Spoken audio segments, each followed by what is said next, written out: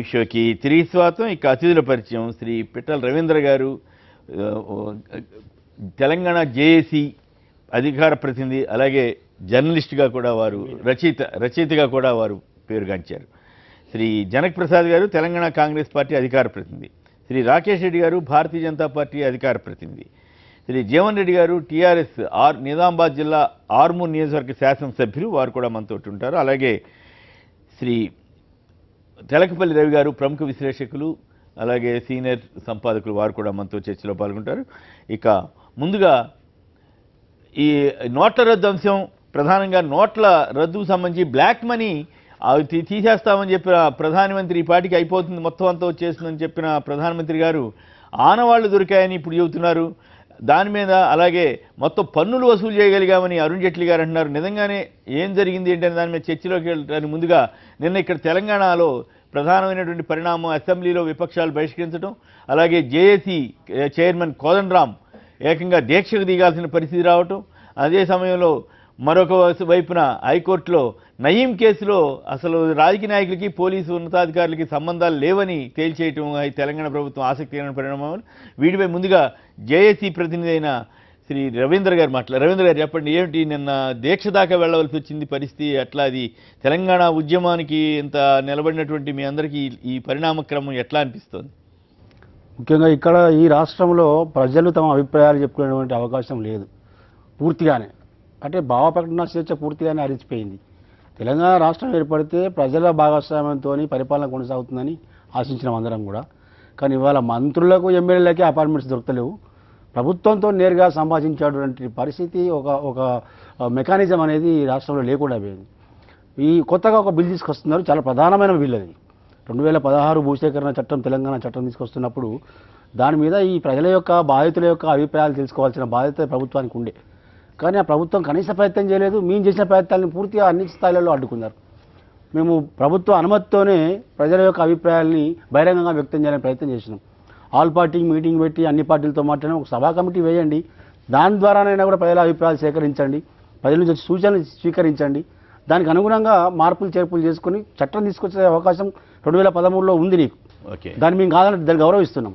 కానీ దాన్ని చేసే ముందు ఇక్కడ అవసరాలు ఏమిటి, ఇక్కడ ప్రజల అభిప్రాయాలు ఏమిటని స్వీకరించాల్సిన కనీస బాధ్యత ఈ ప్రభుత్వానికి ఉండేది. అది కోదండరాం గారు దీక్ష చేస్తారని మీరు ఊహించారు ఆ పరిణామం? అది తెలంగాణ జేఏసీ స్టీరింగ్ కమిటీ నిన్న మార్నింగ్ 8 గంటలకు సారీటోనే కూర్చుండి అప్పటికప్పుడు తీసుకున్న నిర్ణయం. అది ధర్నాకి అనుమతి ఇవ్వట్లేదు కదా, ఇవ్వట్లేదు. కాబట్టి ప్రజల యొక్క అభిప్రాయాన్ని ధర్నా ద్వారా చెప్పుదామని అనుకున్నాము. కాబట్టి ఇప్పుడు మనకున్న మార్గము, ఏకైక మార్గము అమరవీర స్థూపం దగ్గర ధర్నా చేద్దాం అనుకున్నాం. అక్కడ మొత్తం పోలీసులు మోహరించారు. మా ఆఫీసులో కూర్చుని కనీసం అక్కడైనా కూడా ధర్నా చేద్దాం అనుకున్నాం. మా ఆఫీసులో కూడా మొత్తం పోలీసులు ముట్టడిచ్చిపోయినారు. మా ఆఫీసులో కూడా నాంపల్లిలో. ఇక చేసేది లేక ఇక్కడ ఉన్నకాడనే మనం ఇక్కడ మీటింగ్ పెట్టుకున్నాం. ఇక ఉన్నకాడనే ఇదే దీక్షా స్థలంగా మార్చుకొని మాట్లాడుకుందామని చెప్పి అనుకున్నాము. మేము అనుకున్న విధంగానే మా అభిప్రాయం, ప్రజల యొక్క అభిప్రాయం. కాంగ్రెస్ కి ర్యాలీయింగ్ అవుతున్నారా, కాంగ్రెస్ ఏజెంట్లుగా మారుతున్నారా అనేది వాళ్ళ సందేహం. ఇప్పుడు ఒక ఏజెంట్గా మారడానికి ఉన్న లక్షణాలు ఏమిటో, లేకపోతే దానికి ఉన్న పారామీటర్స్ ఏమిటో వాళ్ళే చెప్పాల్సిన బాధ్యత. దీక్ష అంటే ఎవరెవరు అన్ని సంఘాల వాళ్ళు వచ్చినారు. సిపిఐ వచ్చింది, సిపిఎం వచ్చింది, కాంగ్రెస్ వచ్చింది. అవుతున్నారా? ఎట్లా అవుతుంది అది? అంటే బీజేపీ వాళ్ళు వచ్చి ఉంటారు, బీజేపీ వాళ్ళు వచ్చారు, కిషన్ రెడ్డి గారు వచ్చారు, రామచంద్ర గారు వచ్చారు. హౌస్ లో మాత్రం ఉన్నారు వాళ్ళు. టీడీపీ వాళ్ళు బయట రమ్మన్నా రాలా బీజేపీ వాళ్ళు. వాళ్ళ పరిస్థితి అంటే హౌస్ లో పరిస్థితి మనం వ్యాఖ్యానించలేం. కానీ మారింది బయట మాత్రము. ఇప్పుడు మేము చేసినటువంటి దీక్షకు అన్ని సంఘాలు, అన్ని పార్టీలు వచ్చినాయి. అంటే హౌస్ లో కూడా మనం చర్చ జరిగినప్పుడు హౌస్ లో కూడా వాళ్ళకి మాట్లాడే స్వేచ్ఛ లేకుండా పోయింది. హౌస్ లో ఉన్న వాళ్ళు కూడా నిన్న మా దీక్షను కేంద్రంగా చేసుకునే మాట్లాడాల్సి వచ్చింది. పాపం వాళ్ళకు దిక్కులేని స్థితిలో హౌస్ లో కూడా మాట్లాడే అభిప్రాయం చెప్పే స్థితి లేని పక్షంలో వాళ్ళు మా దీక్ష నుంచి కేంద్రంగా చేసుకుని అభిప్రాయాలు చెప్పాల్సినటువంటి శక్తి మీకుందా? తప్పనిసరిగా ప్రజలు మా వెంట ఉన్నారు. తప్పనిసరిగా ప్రజలు మేమంటున్నారా, కేసీఆర్ అంటున్నారా? ప్రజలు మా వెంట ఉన్నారు. ప్రజలు మా వెంట ఉన్నారు. కాబట్టి నిన్న దీక్షా స్థలంలో మేము చూసారు, ఎంతమంది వచ్చారు అనేది చూసారు. నాయకులు వచ్చారు, నాయకులు కాదు, కార్యకర్తలు, ప్రజలు అన్ని రకాల. ఎక్కడి నుంచి వచ్చారు సార్? గోయలవాడ నుంచి పని కట్టుకుని గోయలవాడ పోలీసుల కన్ను కప్పి నిర్బంధాన్ని తట్టుకొని కూడా వాళ్ళు అక్కడ నుంచి అక్కడ కూడా రానివ్వలేదు. కోదండరాం గారి ఇంటికి కూడా రానివ్వలేదు. ఎక్కడికక్కడ చెక్ పోస్టులలో పోలీసులను పెట్టినారు. అనే తీవ్రమైన నిర్బంధాన్ని అమలు చేసినారు. నిన్న గతంలో చూసిన నిర్బంధము 80-90ల మధ్యలో చూసిన నిర్బంధం నిన్న మాకు 2 రోజులలో మాకు కనిపించింది. సో తెలంగాణ వచ్చిన తర్వాత ఈ నిర్బంధాలు ఉంటాయని మీరు నేను అనుకోలేదు? ఊహించలేదు. అది నిర్బంధాలు ఉంటే ఉండొచ్చు, కానీ కనీసం భావ ప్రకటన స్వేచ్ఛ కూడా అవకాశం లేకపోతే ప్రజలు Right. ఏమవుతారు?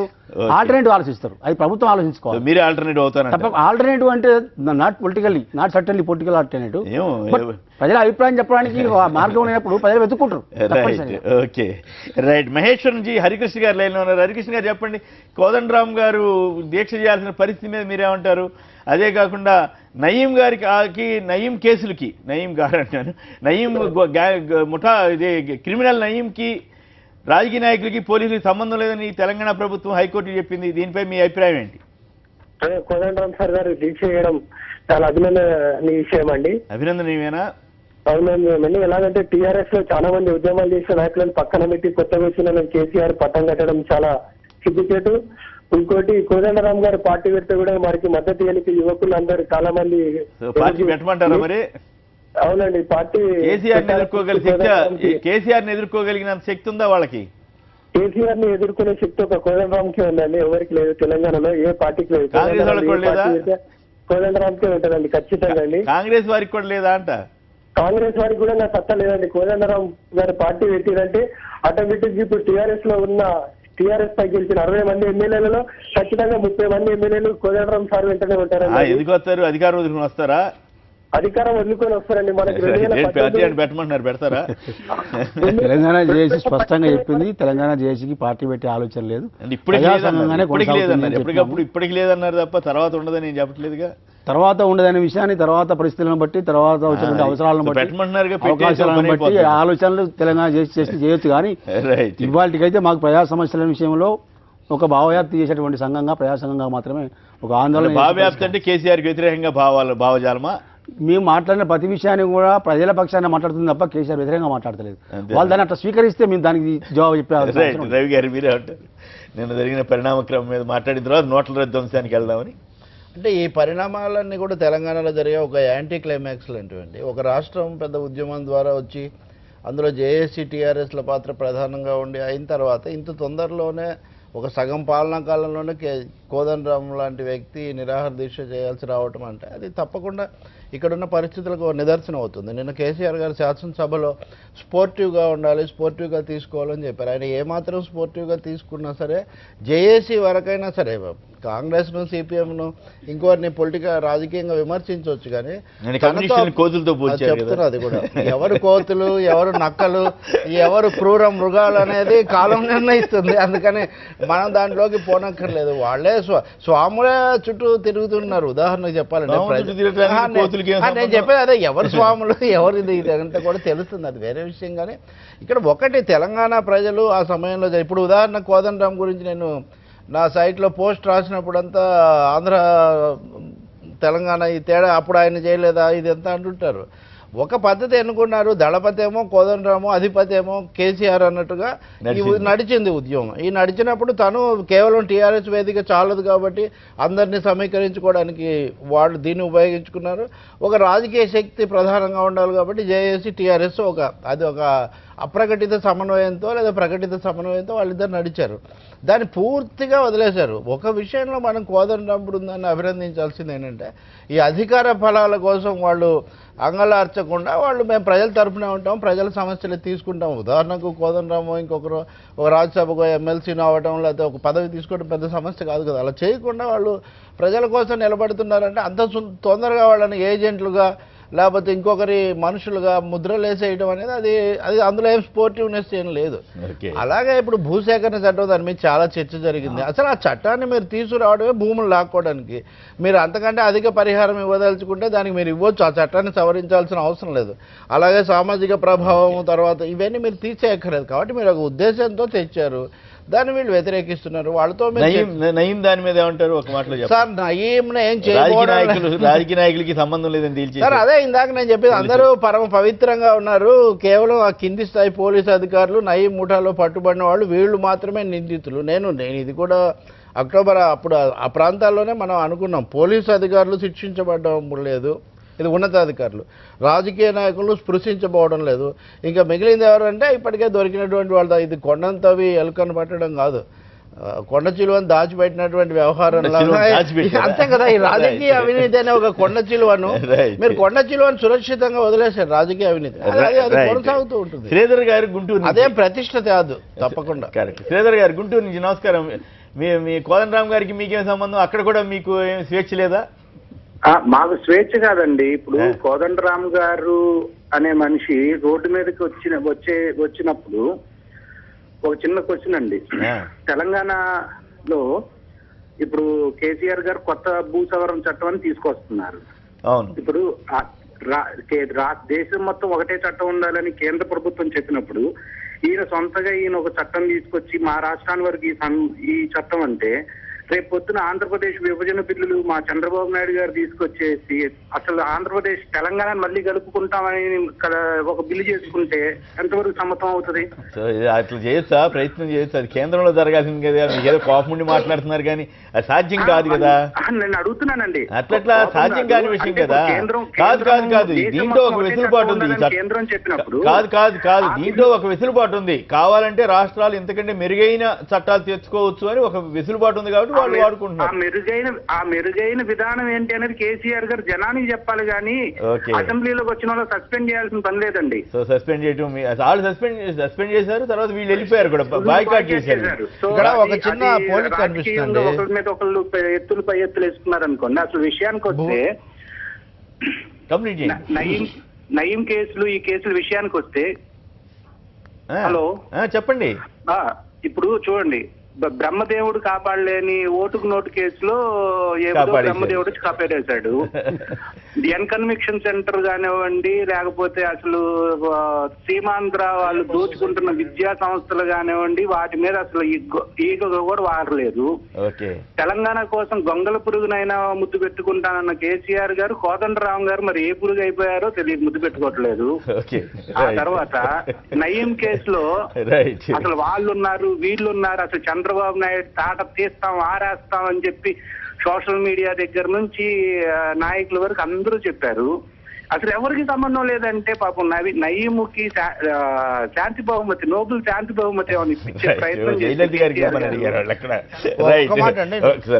భూసేకరణ చట్టం విషయంలోనే ఇప్పుడు అమరావతిలో భూసేకరణ చేయడానికి వాళ్ళు దీన్ని పక్కన పెట్టారు. సమీకరణ ఏదో తీసుకొని వచ్చి ఇక్కడ ఇది అంటే దానికి అసలు ఆచరణలో ఎలాంటి విలువ లేకుండా చేస్తున్నారు.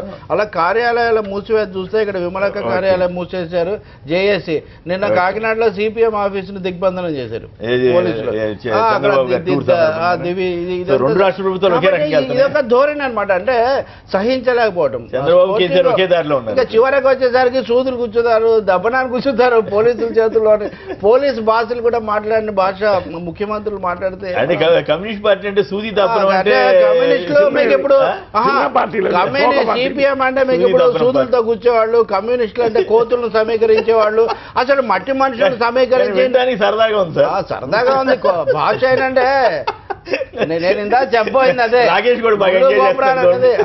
ఆయన ఆనందం ఆయన అనుకోండి. కోతి నుంచే మానవుడు వచ్చాడు అదే గుర్తు పెట్టుకోవాలి కదా.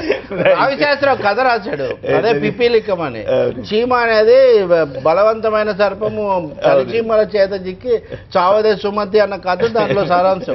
కోతులు తెచ్చింది కూడా ఉంది. కోతులు వాపస్ పోవాలి. కోతి అవలీల సేతు బంధన చేసి రామరావణ యుద్ధ రచన చేసి అని పాట పాడతాడు. ఇది రామాంజనేయ యుద్ధంలో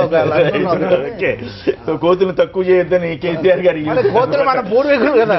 సత్యనారాయణ గారు పెద్దపల్లి నుంచి మాట్లాడుతున్నారు. సత్యనారాయణ గారు నమస్కారం, మాట్లాడండి సార్. నమస్కారం. నమస్కారం, మీరేమంటారు సార్? మొదటి విషయం ఏంటంటే సార్, యాక్చువల్ నేను ఈ నయీం ఎన్కౌంటర్ చేసిన రోజు నేను మీతో మాట్లాడిన ఫోన్ లో. ఆ రోజు నేను చెప్పినాను నయీం ఎన్కౌంటర్ చేయడం అభినందించదగ్గ విషయమే, కానీ ఇక్కడితో అయిపోదు. దీని తర్వాత దీని వెనుక ఉన్న వాళ్ళని ప్రభుత్వం ఏ విధంగా బయటకు తీసుకొస్తుందనే చాలా ముఖ్య అంశం అని ఆ రోజు నేను చెప్పడం జరిగింది. అనుకోకుండా ఈరోజు మళ్ళీ మీరు లైన్ లోకి రావడం జరిగింది. వాస్తవానికి ఎంత దురదృష్టం అంటే సార్, ప్రజలకు ఈ వ్యవస్థ నమ్మకం పోతుంది ఇక. ఎందుకంటే ఇంత ఓపెన్ గా ప్రతి ఒక్కరికి తెలుసు దీని వెనక ఎవరెవరు ఉండాలని. ఈరోజు ప్రభుత్వం హైకోర్టులో నిస్సిగ్గుగా దీని వెనక ఎవరు లేరు అని ప్రకటిస్తుంటే ప్రజలు ఏమనుకుంటారు? మామూలు దొంగతనం చేసిన తీసుకొచ్చి లోపలేస్తున్నారు.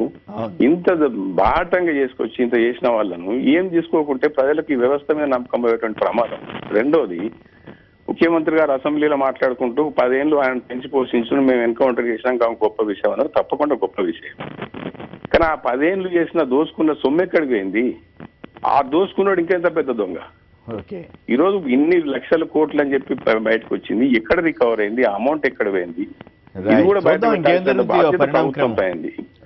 కోదండరాం విషయానికి వస్తే సార్, ఉద్యమాలు చేసి అధికారంలోకి వచ్చినటువంటి ఈ పార్టీ ఈరోజు ఉద్యమాలను అంటే ప్రజా సమస్యలను మాట్లాడదామంటే అణిచివేయడం అనేది ఇంతకన్నా దురదృష్టకర పరిస్థితి ఇంకోటి ఉంది.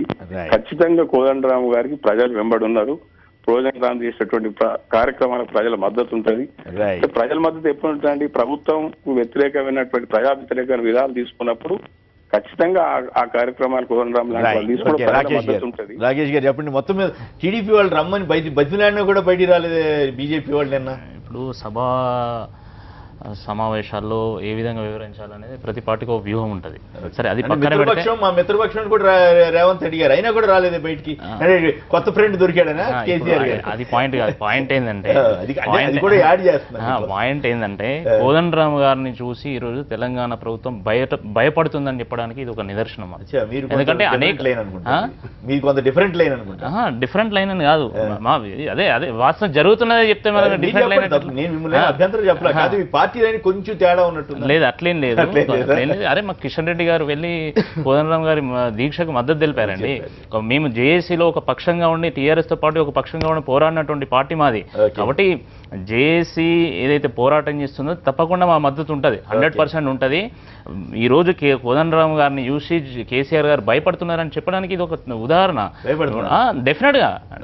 ఎందుకంటే కోదండరామ్ గారు ఆ రోజు తెలంగాణ ఉద్యమానికి నేతృత్వం వహించినటువంటి వ్యక్తి ఈరోజు బయటకు వచ్చి ప్రభుత్వాన్ని వ్యతిరేకంగా మాట్లాడితే ఇది ఏ విధంగా సంకేతాలు పోతాయి, ఫ్యూచర్లో ఏ విధంగా ప్రతిపక్షాలు లాభపడతాయనే ఒక ఆలోచనతోనే ఈరోజు కేసీఆర్ గారు దీక్షకు పర్మిషన్ లేదు. అనేక పక్షాలు ఈరోజు దీక్షలు చేస్తున్నాయి. అక్కడ ఇందిరా పార్క్ దగ్గర కమ్యూనిస్ట్ చేస్తున్నారు. అనేక మంది దీక్షలు చేస్తే వాళ్ళకి పర్మిషన్ ఇచ్చి కోదండరామ్ గారికి ఎందుకు ఇవ్వట్లేదు? అంటే మీరు చేసే తప్పిదాలు ఏవైతున్నాయో, మీరు ఏదైతే హామీలు ఇచ్చిందో ఆ హామీలను నెరవేర్చకుండా ఏదైతే కాలయాపన చేస్తున్నారో అవన్నీ ప్రజలకు చేరవేస్తాడు కోదండరాము. ఎందుకంటే ప్రజల మద్దతు బీజేపీలో హార్డ్ లైనర్ లాగా ఉన్నారే మీరు. అంటే మీ లక్ష్మణ్ గారు వీళ్ళంతా అసెంబ్లీలో కేసీఆర్ గారిని మాట అనడానికి వెనకాడే పరిస్థితి. ఎందుకంటే కనీసం కేసీఆర్ గారు 4 అసెంబ్లీలో నేషనల్ పార్టీ మొండిగా వివరించలేదు. మిత్రపక్షాన్ని వదిలేసి కూడా మిత్రపక్షం శత్రుపక్షం అనేది కాదు, ఇక్కడ ప్రజాపక్షంగా ఉండాలి. మేము ప్రజాపక్షంగా వివరించాల్సిన బాధ్యత మా మీద కూడా ఉన్నది.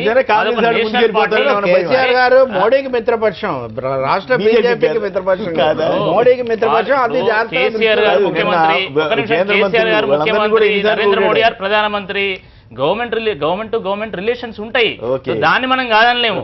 అంటే ఇప్పుడు ఒక పథకం ఏదైనా బాగుంటే అది బాగుందని చెప్తే ఇక మిగతా వాళ్ళు చేసిన తప్పులన్నీ. కవిత గారు మంత్రివర్గంలో చేరడం గురించి కూడా ప్రస్తావించారు.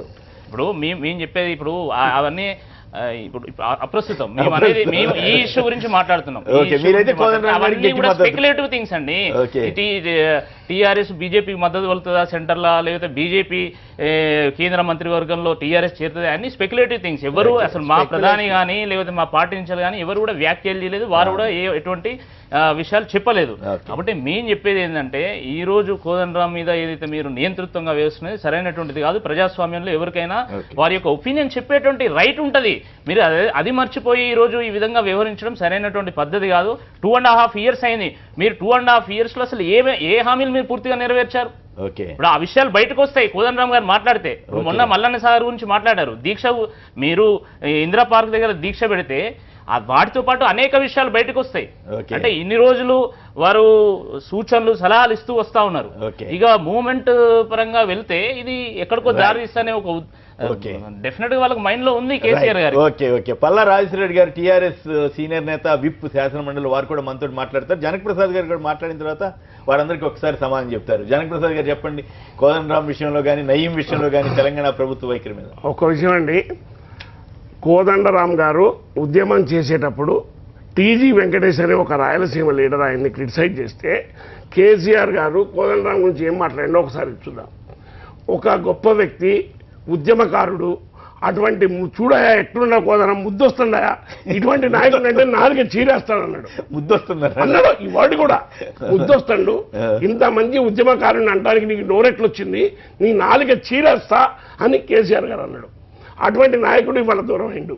ఇంకొక విషయం, ఆయన ప్రజా సమస్యలు లేవనైతే ఆన్సర్ చేయొచ్చు, పెద్ద సమస్య కాదు అది. ఒక డెమోక్రసీలో క్రిటిసిజం చేస్తే అరెస్ట్ చేస్తామని, క్రిటిసిజం చేస్తే యాక్సెప్ట్ చేయలేమని, వాళ్ళని జైల్లో పెడతామని ఇవన్నీ మంచి పద్ధతులు కాదు. మల్లన్న సాగర్ విషయంలో ఎన్ని వాస్తవాలు చెప్పకుండా గవర్నమెంట్ తప్పుదారి పెడుతుంది. 144 సెక్షన్ దాని వరకు వద్దండి, ఇది ఇంతవరకు పరిమితం. ఈ కోదండరాం ఇష్యూ తర్వాత నయీం విషయం. కోదండరాం గారిని ఈ విధంగా అణిచిపెట్టడం అనేది ప్రజాస్వామ్యాన్ని అణిచిపెట్టడం. ఉద్యమం చేసినప్పుడు, సాగరహారం చేసినప్పుడు కానీ అన్ని రకాల ఉద్యమాలు చేసినప్పుడు మంచి నాయకుడు అవుతాడు. ఇవాళ కాకుండా పోయిండు. The policy of the TRS ఏంటంటే ఎవరు ఉద్యమం చేసినా వాళ్ళని దూరం పెట్టింది సార్. ఎవరు ఉద్యమానికి వ్యతిరేకం చేసినావు, ఇప్పుడు తుమ్మల నాగేశ్వరరావు ఉన్నాడు, 36 పేజీల అఫిడవిట్ కృష్ణ కమిషన్కి ఇచ్చి తెలంగాణ ఇయ్యొద్దు అన్నాడు. ఆయన కేబినెట్ మంత్రి. ఇవాళ శ్రీనివాస్ గౌడ్ విషయం మీకు తెలుసు. Mega engineering corporation Srinivas Yadav ని మంత్రివర్గంలో తీసుకున్నారు. ఉస్మానియా విద్యార్థులు ఎంత ఉద్యమం చేస్తే వాళ్ళని దూరం పెట్టారు. మెగా ఇంజనీరింగ్ కార్పొరేషన్ అప్పుడు ఆంధ్ర కంపెనీ, ఈ రాయలసీమ కంపెనీ, ఈ కంపెనీ దొత్తు కంపెనీ వాళ్ళకి అని చెప్తే వాళ్ళకి కాంట్రాక్ట్ ఇచ్చింది. ఎవరు ఉద్యమం చేస్తే వాళ్ళని దూరం పెట్టి ఎవరు ఉద్యమ ద్రోహులు వాళ్ళని దగ్గర తీసుకోవడం అనేది నయీం విషయం కూడా మనం ఇక్కడ చాలాసార్లు మాట్లాడినాం. నయీం ఎన్కౌంటర్ చేయడం అనేది అందరూ అభినందించారు. ఇట్స్ వెరీ గుడ్ చర్య. అయితే ఆ తర్వాత పెద్దవాళ్ళు, టీఆర్ఎస్ సంబంధించిన వాళ్ళు, మాజీ మంత్రులు, పెద్ద పోలీసు అధికారులు వాళ్ళని ఏమి చేయరని ఇక్కడే చెప్పినాం. ఆ రోజు ఒక మాజీ డీజీపీ గారు కూడా మా పక్కన డిస్కస్ చేసిండు. ఆనాడు చాలా స్పష్టంగా చెప్పినాం. అయితే కేసీఆర్ గారు అంత పెద్ద కేసుని డైరీ చేశారు. ఆ డైరీని కోర్టు ముందు ఎందుకు పెట్టలేదని కూడా మేము అడిగినాం ఆ రోజు. తర్వాత పేజీలు చింపెత్తి ఏం చేస్తారు, ఇష్టం ఉన్న వాళ్ళ మీదనేమో కేసు లేదంటారు, ఇష్టం లేని వాళ్ళ మీద కేసు బనాయించే అవకాశం ఉంది. అదొకటి. ఇంతకుముందు చెప్పినాం కాలం నోటుకు డబ్బుల విషయంలో బ్రహ్మదేవుడు కూడా కాపాడలేడు అన్నవాడు దాన్ని. అంటే దీనికి ప్రధానంగా ఏంటంటే కేంద్రంలో ఉన్న మోడీ ప్రభుత్వం కానీ ఇటువంటి శక్తుల్ని ఎంకరేజ్ చేస్తుంది. ఎప్పుడైతే దసరా పండుగ నాడు అమరావతి శంకుస్థాపనకి వచ్చినప్పుడు కేసీఆర్ గారిని, చంద్రబాబు గారిని కలిపి బయట రాజకీయ పంచాయతీ చేసినట్టు మోడీ గారు చేసినారు. ఇంకొకటి ఏంటంటే మోడీ గారి ఆలోచన కూడా ఏ రాష్ట్రంలో ఏ ముఖ్యమంత్రిని దబావలో పెట్టాలా, మా కంట్రోల్లో పెట్టాడు. ఇప్పుడు చంద్రబాబుని దబావలో పెట్టిండు కేసు చూపించి, ఈయన్ని దబావలో పెట్టిండు కేసీఆర్ గారిని, వీరభద్ర సింగ్ని పెట్టిండు.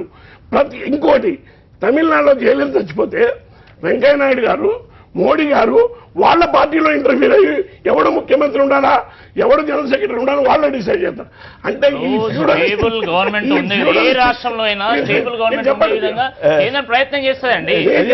చేసేది ఈయన ముఖ్యమంత్రి కావాలి, ఆయన ముఖ్యమంత్రి కావాలి ఎవరు చెప్పలేదు. దయచేసి మీరు ఎన్ని రాష్ట్రాల్లో అవునండి, మీరు రాష్ట్ర ప్రభుత్వం ఎన్ని రాష్ట్ర ప్రభుత్వానికి సహదోషులు అప్రజాస్వామ్యం ఏర్పడేటువంటి ప్రభుత్వాలను మా గురించి మాట్లాడేది నైతిక హక్కు ఉందా మా గురించి మాట్లాడడానికి? దయచేసి నోటు ఓటు స్కామ్ గురించి మాట్లాడుతున్నారు. ఈ స్కాములు లక్షల బొగ్గు కుంభకోణం చేసినటువంటి వాళ్ళు మా గురించి మాట్లాడుతున్నారు.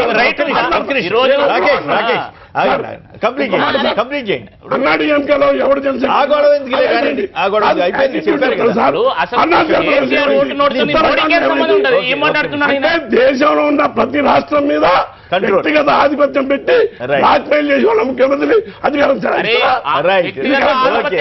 అవసరం లేదండి. ఈజ్ ద ప్రైమ్ మినిస్టర్ ఉంది ఎవరో నేతృత్వంగా మోడీకి ఏం సంబంధం ఉండదండి. సహకరించుకోవాలని చెప్పుకుంటారు. డెఫినెట్ గా రాష్ట్రంలో ఇంకో రాష్ట్రం కోఆపరేట్ చేసుకోవాలని చెప్తారండి. పెద్ద మనుషులు మాట్లాడతారు. 32 సార్లు పేరున్న చంద్రబాబుని డిజిటలైజేషన్ ఇచ్చి కన్వీనర్ చేస్తాడు. కుంభకోణాల నుంచి మాట్లాడుతున్నారు. లక్షల కోట్ల కుంభకోణాలు మంత్రులు జైలుకి వెళ్ళి వదిలేసి మాటలు మీ వాళ్ళని ఇన్స్పెక్టర్ విదేశాలు పంపారు. ఒకే ఒక్క మాట చెప్పేది, నయీం కేసు చాలా ఆలస్యంగా ముఖ్యమంత్రి గారు ప్రకటన చేసినప్పుడు ఎంత వారినైనా వదిలేదు లేదని చాలా, అంటే ఎంత వారు లేరనే విషయం హోంశాఖ ఎందుకు ఇంత త్వరగా తెలుస్తుంటే మరి మీరు ఎప్పుడు అప్పుడే రైట్. రాజశేఖర్ గారు నమస్కారం అండి, బాగున్నారా? ఒక్క నిమిషం. రాజశేఖర్ గారు నమస్కారం అండి, బాగున్నారా? నమస్కారం సార్. నమస్కారం. బాగున్నారా? బాగున్నాను సార్, మీరు బాగున్నారు సార్? బాగున్నారు. ఏం సార్ కోదండరామ్ గారు దీక్ష చేయాల్సిన పరిస్థితి రావటం ఏంటి? నయీం గారి దాంట్లో అసలు రాజకీయ నాయకులకు సంబంధం లేదని ప్రభుత్వం అఫిడవిట్ ఏంటి? ఈ రొంటి మీద విపక్షాలు తీవ్రంగా విమర్శలు చేస్తున్నాయి, ఏమిటి సమాధానం చెప్తారు? బీజేపీ కూడా కోదండరామ్ గారి విషయంలో గట్టిగానే ఘాటుగా మాట్లాడాడు రాకేష్ మిత్రుడు. కోదండరామ్ గారు ఉద్యమ సమయంలో తెలంగాణ ఉద్యమం కోసం అందరితో కలిసి అందరం కలిసి చేశారు, బాగుంది. ఆ తర్వాత తెలంగాణ ఇచ్చిందనే దాంట్లో జనరల్ గా తన యొక్క లైన్ ని కూడా ఆ రోజు నుంచేలే, ఆ రోజు కూడా జేఏసీగా ఉన్నప్పుడు టీఆర్ఎస్ పార్టీకి మద్దతు ఇవ్వమని చెప్పేసి జనరల్ గా ఒక పార్టీగా అడిగినప్పుడు కూడా తను ఇవ్వలేదు. ఆ రోజున కూడా కొంత కాంగ్రెస్ వైపు టిల్ట్ అయిన విషయం అనేది అందరికి తెలుసు. కాబట్టి తర్వాత కూడా అంటే కాంగ్రెస్ తెలంగాణ ఇచ్చిందనే భావంతో తను ఉన్నారు కాబట్టి కాంగ్రెస్ రేపు అధికారంలోకి వస్తుంది, అందులో తప్పేం లేదనే భావంతో కోదండరామ్ గారు ఉండేవారు. అదే భావంతో అందుకే ఆ రోజున నేను కామ్ గా ఉంటున్నాను, న్యూట్రల్ గా ఉంటున్నానే భావంతో కొంత సపోర్ట్ అనేది టీఆర్ఎస్ కి వ్యతిరేకంగా కాంగ్రెస్ కి సపోర్ట్ చేసిన అనేది జనరల్ గా అందరి ప్రభుత్వం యొక్క ఇప్పుడున్న ప్రభుత్వ ఫీలింగ్ కావచ్చు, లేకపోతే ప్రజల యొక్క ఫీలింగ్ అందరూ కూడా అట్లానే ఉన్నారు. ఈ మధ్య కాలంలో ఒక సంవత్సరాల కాలంలో మామూలుగా అక్కడక్కడ అడుగుతూ ఆ తర్వాత కాంగ్రెస్ యొక్క ఎజెండాని ఇవాళ కోదండరామ్ గారు తీసుకొని వస్తున్నది జగద్విదితం. కాబట్టి ఖచ్చితంగా ఇవాళ అసెంబ్లీ జరుగుతున్నప్పుడు మీరు ఇప్పటిదాకా ఇవాళ ఒక్కరోజు జరగట్లేదు. అసెంబ్లీ జరుగుతున్నప్పుడు ధర్నా ఒకటి కాదు, దీక్ష కాదు, డైరెక్ట్ గా ఇవాళ అసెంబ్లీకి అధ్యాయాలని చెప్పేసి ఆలోచనతోని తన యొక్క పిలుపు ఇవ్వడం, న్యాచురల్ గా అక్కడున్న శాంతి భద్రతను రక్షించాల్సిన విషయంలో ఇంతకుముందు జరిగిన అనేక సంఘటనల్లో ముందస్తు జాగ్రత్తగా పోలీసు తీసుకున్న చర్య. అంతే తప్ప దీని మీద ఎవరితో కక్ష సాధింపు లేకపోతే నియంతృత్వమో లేకపోతే ఇంకోటో కాదు. ఇవన్నీ కూడా ఎప్పటికైనా జరుగుతున్నాయి, ఈ రోజు కొత్తగా జరిగింది కాదు. కాబట్టి కోదండరామ్ గారి యొక్క లైన్ క్లారిటీ ఉన్నది వారికి. ఎందుకంటే ఈ రోజున టీఆర్ఎస్ ప్రభుత్వం మీద కాంగ్రెస్ ఇతర పక్షాలతో కలిసి పోరాడాలని చెప్పేసి అందులో పోరాటంలో తప్పేం లేదు. తను ఏదైతే భావిస్తున్నారో కరెక్ట్ కాదని చెప్పేసి భావిస్తున్నారో అది ప్రజల ముందు వారు పెట్టారు, ప్రభుత్వం కూడా పెడుతుంది. ప్రభుత్వం పెడితే ప్రజలు నిర్ణయించుకుంటారు. రెండో విషయం నయీం సంగతి కూడా ఈ రోజున 2 దశాబ్దాల నుంచి గత ప్రభుత్వాలన్నీ కూడా అంటగాగి అతన్ని ప్రోత్సహించి అతనితో పాటుగా ఉండి ఇవన్నీ చేపించినప్పుడు మాట్లాడని వాళ్ళు, కనీసం నయీం నచ్చేయమని చెప్పేసి ఏ రోజు ఎవరు మాట్లాడని వాళ్ళు ఇవాళ నయీంని ఈ ప్రభుత్వం అధీనంలో ఉన్న పోలీసులు ఖచ్చితంగా దాన్ని వేటాడి వాళ్ళ ఒక కథ ముగిసిపోయింది.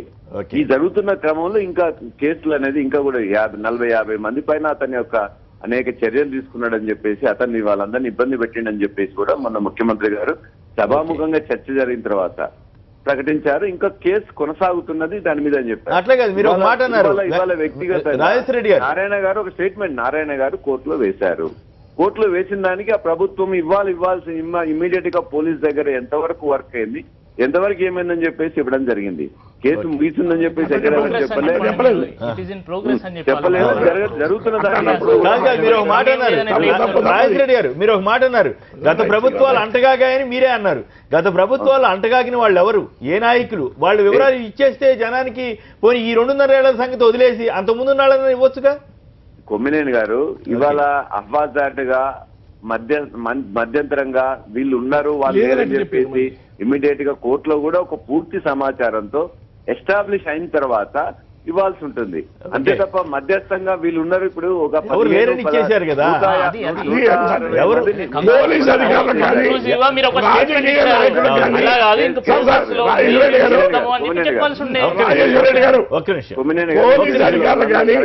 డిస్టర్బెన్స్ అవుతుంది. ఇవాళ నయీం కేసులో ఎవరిని కూడా రక్షించాల్సిన అవసరం ఈ ప్రభుత్వానికి లేదు. 170-180 మందిని ఇవాళ అరెస్ట్ అయినారు, అనేక మంది జైల్లో ఉన్నారు, పెట్టబడ్డాయి, ఇంకా చర్యలు జరుగుతున్నాయి. అభ్యంతరంగా ఉన్నప్పుడు మేము ఇష్టం వచ్చినట్టు మాట్లాడడానికి ఉండదు. ప్రతిపక్షాలు ఏదైనా మాట్లాడొచ్చు, కానీ ప్రభుత్వంలో ఉన్నప్పుడు ఒక బాధ్యతాకరంగా ఉన్నప్పుడు వీళ్ళకు ఉంది లేదని చెప్పేసి కాదు. ఇవాళ మధ్యంతరంగా కోర్టు అడిగిన దానికి మాత్రం మేము ఇవాళ ప్రభుత్వ పరంగా జరిగిన దాన్ని వాళ్ళు నేను భావించాను.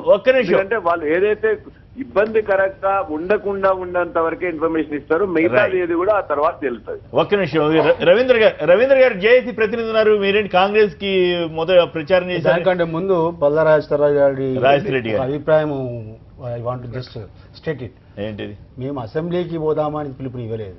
ఓకే. ఇందిరా పార్క్లో ధర్నా చేద్దామని పిలుపునిచ్చినాము. మీ ఎక్కడ కూడా మా స్టేట్మెంట్లో కానీ మా అప్లికేషన్లో కానీ ఇక్కడ కూడా అది లేదు. ఓకే, అది కరెక్ట్ చేసుకోవాలని కోరుతున్నా. రైట్. రెండవది, కాంగ్రెస్ కు ఏజెంట్ గా పనిచేస్తున్నారు, అనుకూలంగా ఏజెంట్ అన్న పదం వాడలేదు, కాంగ్రెస్ అనుకూలంగా చాలా మంది వాడారు, చాలా మంది వాడారు. పార్టీ అభిప్రాయంగా 2004 నుంచి 2009 జేఏసీ ఇప్పటిదాకా తెలంగాణ జేఏసీ ఏదైనా సహకరించింది ఎన్నికలలో అంటే అది టీఆర్ఎస్ పార్టీకే బహిరంగ సహకరించింది. పర్కాల ఎన్నికలప్పుడు పర్కాల ఎన్నికలప్పుడు మేము ఎంక్వైరీ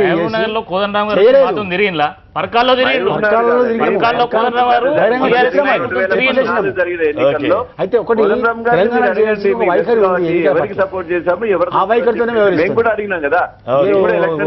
కాంగ్రెస్ అనుకూలంగా పనిచేసే ఏ ఆధారం లేదు, ఆరోపణ మాత్రమే తప్ప టీఆర్ఎస్ పార్టీకి అనుకూలంగా పనిచేసిన దానికి ఆధారాలు ఉన్నాయి.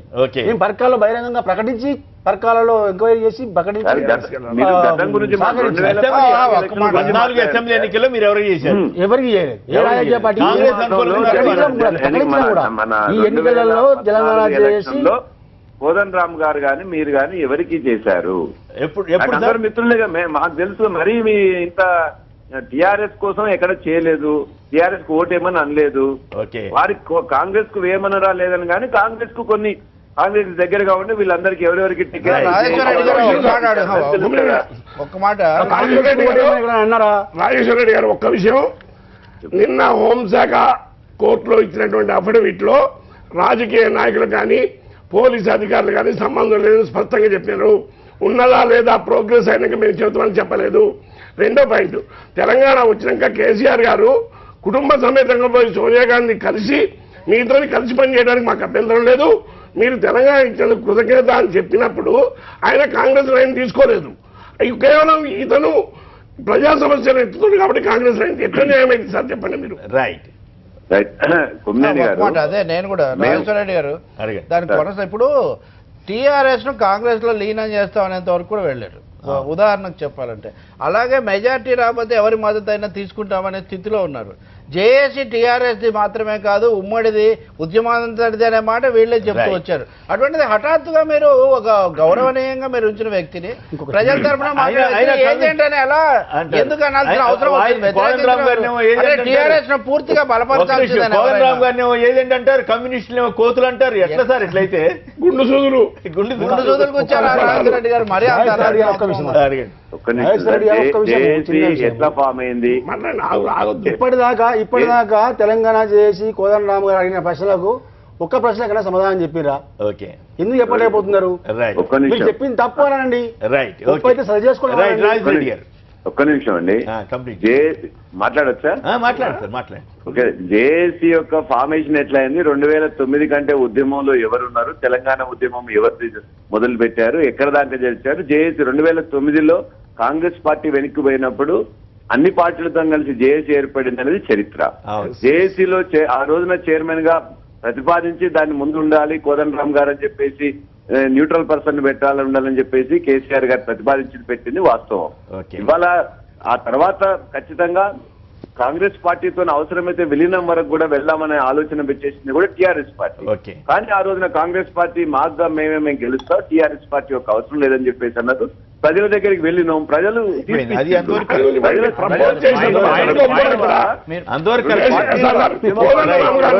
కేసీఆర్ గారు ప్రపోజ్ చేయొచ్చు, అసెంబ్లీలో ఉన్న ఎమ్మెల్యేలు కేసీఆర్ గారిని ముఖ్యమంత్రి ప్రపోజ్ చేస్తే ఆ ఎమ్మెల్యే గొప్ప వ్యక్తి అయిపోతారా కేసీఆర్ గారి కంటే?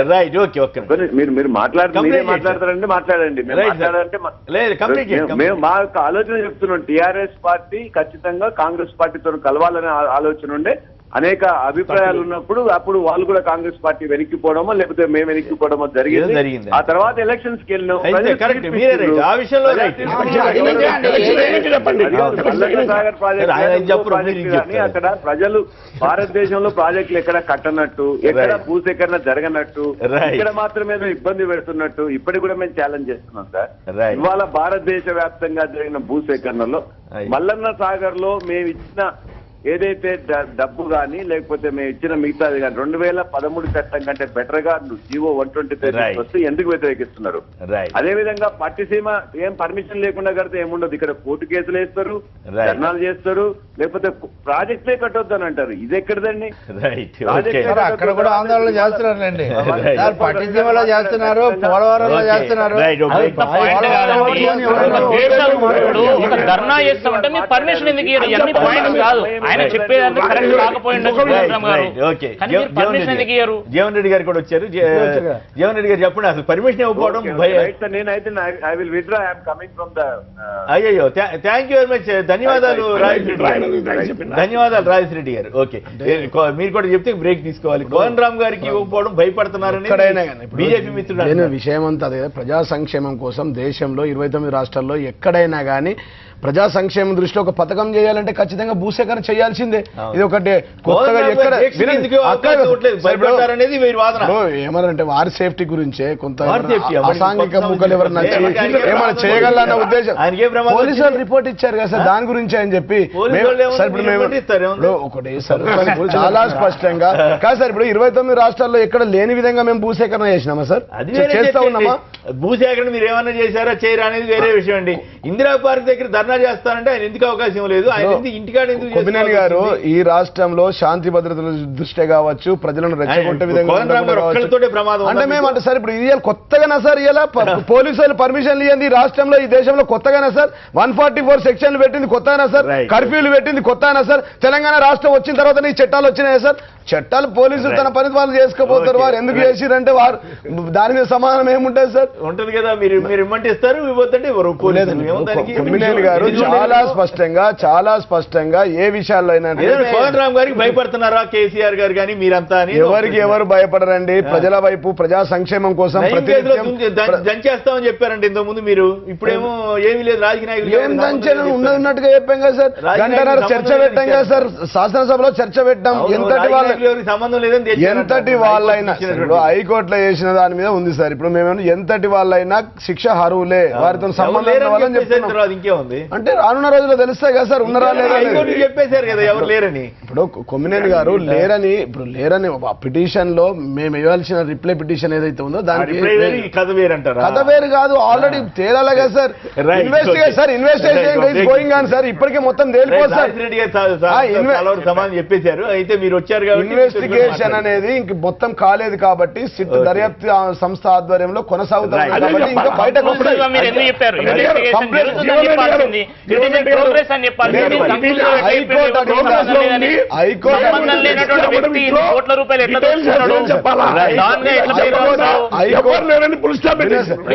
కాంగ్రెస్ వాళ్ళు మాట్లాడే హక్కు లేదండి. 10 ఏళ్ళు పరిపాలన చేశారు కాబట్టి దయచేసి మీరు మాట్లాడద్దు.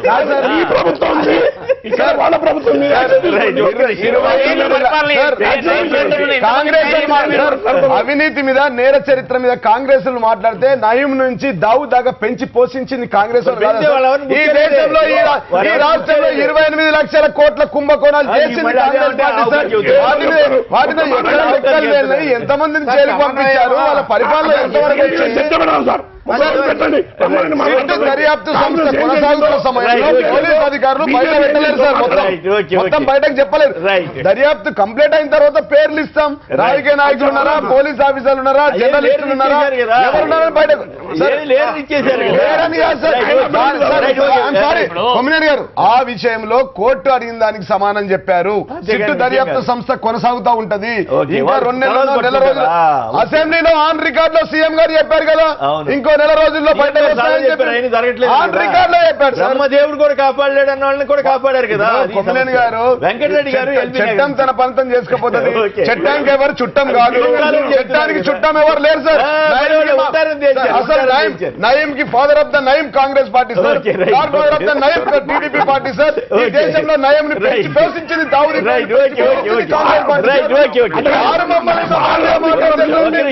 మీరు చేయలేండి. 30 సంవత్సరాల కూలదర్శి వెలికి తీసి ముఖ్యమంత్రి వారు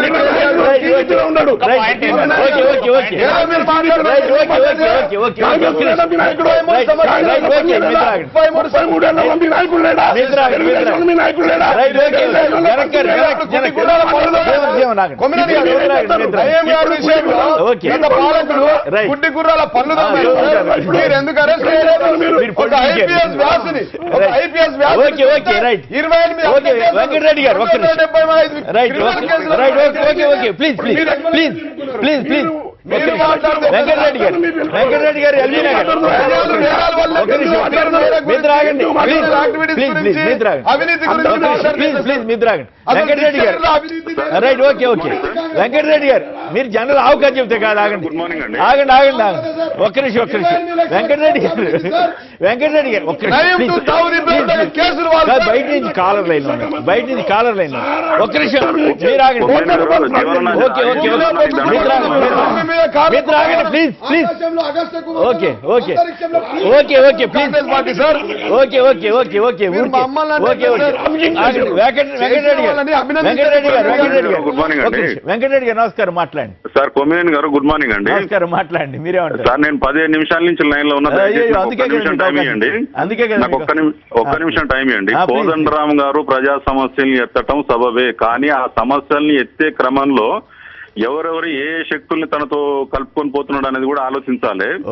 తన పార్టీలో లేని సామాజిక న్యాయాన్ని తమ్మినేని వీరభద్రం తెలంగాణలో వెతకాలని పోతున్నాడు. ఈ బెజవాడ కమ్యూనిస్టులతోని టీటీడీపీలతోని పక్కా తెలంగాణ వ్యతిరేక శక్తులతో పోతే తను రేపు లగడపాటి రాజగోపాల్ టీజీ వెంకటేష్ తో కూడా కలవాల్సిన పరిస్థితి వస్తుంది. కాబట్టి మన కేసీఆర్ గారు అసెంబ్లీలో ఏవైతే సిపిఎం మీద కామెంట్ చేసిండో అవి పచ్చి నిజాలండి. ఎందుకంటే నాది నకరేకల్లు నల్లగొండ జిల్లా. కాదు, అంతకంటే పెద్ద పదాలు ఏం మాట్లాడండి. కొమ్మినేని గారు నాకు ఒక్క నిమిషం అవకాశం. ఎందుకంటే నేను పూర్తి కమ్యూనిస్ట్ పార్టీ ఉన్న ఏరియా నుంచి మాట్లాడుతున్నాను. మా దగ్గర స్తూపాలు ఉంటాయి, ప్రతి ఊరుకు 4-5 స్తూపాలు ఉంటాయి. ఈ స్తూపాలని సమాధులు పునాదులుగా చేసుకొని ఈ బెజవాడ సెంట్రిక్ వామపక్ష మేధావులు వామపక్ష నాయకత్వం సిపిఎం పార్టీని నడిపిస్తున్నాయి. కాబట్టి ఇంకా తీవ్రంగా మాట్లాడినా తప్పులేదు. కాకపోతే కోదండరామ్ గారు తన లేవనెత్తే సమస్యల్ని పోరాడే క్రమంలో ఇట్లాంటి శక్తుల్ని కాక ఎమ్మడి పెట్టుకుంటే తను చరిత్రహీనుడు అవుతాడు. అది మాత్రం కంపల్సరీ అండి. రెండో విషయం నయీం సంబంధించి ఆగస్టు 6కు ముందల చర్చకే దమ్ము లేదు సార్ అసలు నయీం మీద. చర్చించని కూడా జర్నలిస్టులు కానీ వామపక్ష మేధావులు కానీ ఎవ్వరు కూడా దాన్ని సాహసం చేయలేదు. ఎన్కౌంటర్ అయింది, అభినందించండి. పూర్తి నిజాలు అందులో ఉన్న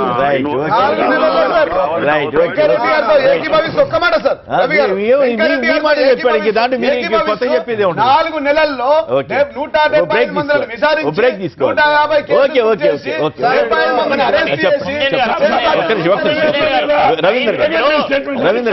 నయీంని ఎన్కౌంటర్ చేసినప్పుడు అందరూ కూడా హర్షించారు. నమ్మకం పెరిగింది ప్రభుత్వం మీద, వ్యవస్థ మీద నమ్మకం పెరిగింది. కానీ దాని తర్వాత 4 నెలల తర్వాత ఈ రోజు కంక్లూజివ్ ఒక స్టేట్మెంట్ ఇవ్వడం అనేది చాలా దారుణమైన విషయం.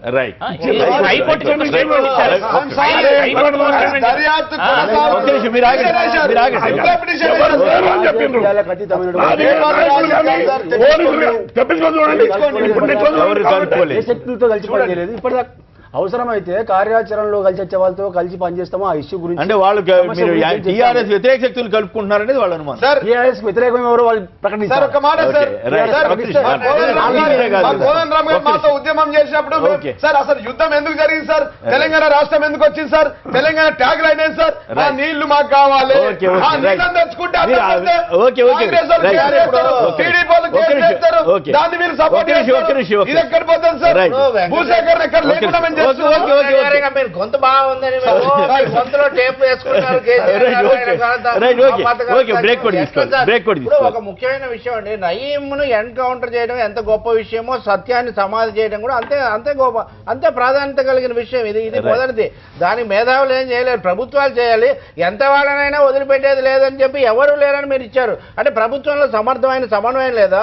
మీరు బిల్లు తీసుకొని వచ్చారు, 254 కింద తెచ్చారా, 107 కింద తెచ్చారా అంటే సమాధానం లేదు. ఒక్క నిమిషం మీరు సమయం ఇవ్వండి, చాలా కీలకమైన విషయం చెప్తున్నాను నేను.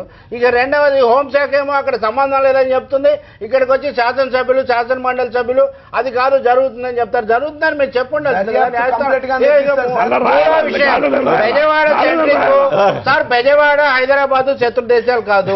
వీర తెలంగాణ సాయుధ పోరాటానికి బెజవాడ సంఘీభావం పలికింది. ప్రజాశక్తి నగర్ నుంచి ఆయుధాలను కూడా అందాయి. కేసీఆర్ గారు ఆయుధ చండీ యాగానికి కానీ ఆయన భవనానికి చేసి ఆయన అధికార పీఠంలో కూర్చున్న స్వామి గారి ఆశ్రమం బెజవాడ కృష్ణా తీరం పక్కనే ఉంది.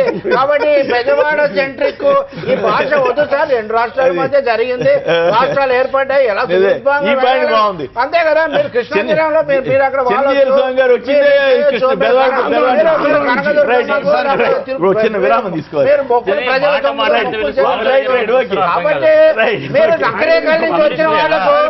అక్కడ నకరేకల నుంచి వచ్చిన వాళ్లకు మట్టి మనుషులకు తుపాకులు ఇచ్చినటువంటి కమ్యూనిస్ట్ పార్టీ గొప్పదనం కనపడకపోవడం బడుగు మనుషుల పార్టీగా మీరు కేసీఆర్ సెంట్రిక్ గా మీరు ఉండొచ్చు, కానీ పీపుల్ సెంట్రిక్ గా ఉండండి.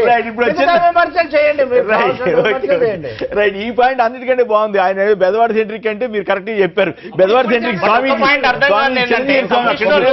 పదే పదే స్వాముల గురించి ఎందుకు మాట్లాడుతారో అర్థం కాదు. ఏ పాయింట్ అక్కడికే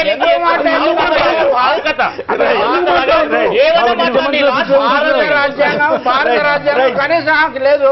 కనీసం మోడీ గారు అయితే ఒక మాట, కనీసం మోడీని కూడా మించిపోయినంత మతం వద్దని ఇక్కడ మీరు మన మొక్కండి, యాగాలు చేయండి, కానీ మోడీ అయితే రామ్దేవ్ బాబాని తన రామ్ ప్రసాద్ గారని ఒక రైతు మనతో ఉన్నారు. వారి సమస్య ఒకటి చాలా ఇంట్రెస్టింగ్ సమస్య. డ్రిప్ ఇరిగేషన్ స్కీమ్, ప్రభుత్వ స్కీమ్ తీసుకుని మునిగిపోయారు. అట్లాగే నోట్ల రద్దు ఎఫెక్ట్ కూడా వారు మాట్లాడతారు. రామ్ ప్రసాద్ గారు చెప్పండి, మీ సమస్య చెప్పండి. బ్యాంకులకు అనుసంధానమైన ఏ ప్రభుత్వ పథకమైనా నష్టపోయేది ప్రజలండి, ముఖ్యంగా రైతులు. ఓకే, అది డ్రిప్ ఇరిగేషన్ విషయంలో కానివ్వండి, లేకపోతే రుణమాఫీ విషయం కానివ్వండి, ప్రభుత్వం ఇచ్చే సబ్సిడీల మీద కానివ్వండి, ఏదైనా సరే ప్రభుత్వం చెప్పేది ఒకటి, బ్యాంకులు అనుసరించే విధానం ఒకటి. ఈ విషయం మీద మేము లీగల్గా ఫైట్ చేస్తున్నా కానీ రైతుకు ప్రశ్నించి హక్కు లేకోకుండా బ్యాంకు వాళ్ళు మమ్మల్ని పెట్టిన హరాస్మెంట్ మామూలుగా కాదండి. ఓకే, డైరెక్ట్గా మీ ఇష్యూ చెప్పండి. డైరెక్ట్గా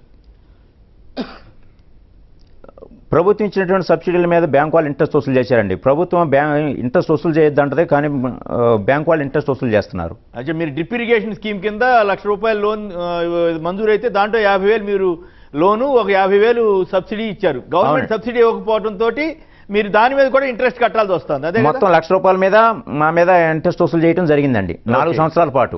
అన్ని చోట్ల అట్లాగే ఉందా? తెలుగు రాష్ట్రాల్లో కానీ ఇతరత్ర కానీ? ప్రతి చోట అండి. ఇది ప్రిన్సిపల్ బ్యాంకులో అమౌంట్ వేస్తారట. ప్రభుత్వ అధికారులు ఏ బ్యాంక్ అయితే సంబంధించి ఉంటుందో ప్రిన్సిపల్ బ్యాంక్, ఆ ప్రిన్సిపల్ బ్యాంకులో అమౌంట్లు వేస్తూ ఉంటారు. అవి అధికారులు వేసినా, ఒకవేళ వాళ్ళు వేసినా కానీ బ్యాంకు వాళ్ళు విత్డ్రా చేసుకోకపోయినా కానీ ఆ నష్టం రైతు మీద పడుతుందండి. మరి ఎట్లా? మీరు చంద్రబాబు గారి పాదయాత్రలో కూడా చూపించామని చెప్పారు కదా, ఇప్పుడు గవర్నమెంట్ వారిదే ఉంది కదా, మరి అడగలేదా? ఏ ప్రభుత్వం వచ్చినా కానీ రైతులను అడ్డం పెట్టుకుని ప్రభుత్వాలు ఫామ్ అవటం కానీ రైతులకు న్యాయం జరిగే పరిస్థితి ఎక్కడా కనిపించట్లేదండి. ఓకే, ఏమైంది? చంద్రబాబు గారిని కలిశారా మీరు తర్వాత? మళ్ళీ నేను సీఎం గారు అయిన తర్వాత కూడా 2 సార్లు కలిశానండి. ఏమన్నారు? చేస్తాం చూస్తాం అంటారు కానీ దీని గురించి అసలు ఏ ఒక్కటి పట్టించుకోవట్లేదండి. ఎవరు పట్టించుకోరు, పట్టించుకుని అసలు న్యాయం జరుగుతుందని నమ్మకం కూడా లేదు. 6 ఏళ్ల నుంచి పోరాటంలో ఉన్నారు మీరు అట్లయితే. అవును, నేను గత 5 సంవత్సరాల నుంచి చేస్తాను ఉన్నానండి. మీ దగ్గర మీరు ఆ వాల్ పోస్టర్ కూడా వేసారుగా, చూపిస్తుండే ఒకసారి.